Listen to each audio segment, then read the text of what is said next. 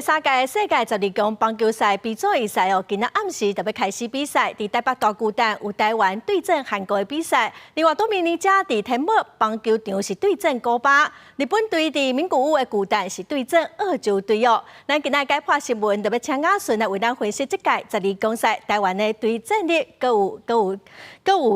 12强赛观察的重点。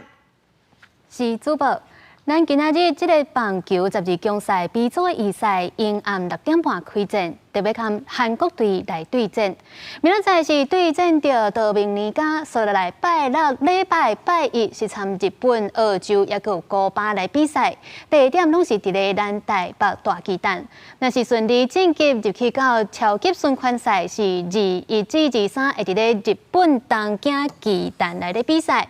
过两天日是就是最后的冠军战加季军战，来看到咱即届的先发投手，也就是倒手怪21岁林玉民，目前是伫咧美国响尾蛇小联盟3A 选手，去年是伫咧杭州亚运嘛是做咱的先发投手，对着韩国林玉民是甲因压制掉咧，6局拢无失分，而且今年林玉民的球速是阁有提升，所以即届阁做先发的投手是韩国金足咧改变的选手。 不过，讲到即届咱参加12强赛，是由日本的媒体针对着咱讲球的能力、机动力、甲手臂力等等6大评比，指出咱台湾的战力是甲巴拿马同款排伫咧上尾第2名的成绩，敢若赢过澳洲尔尔。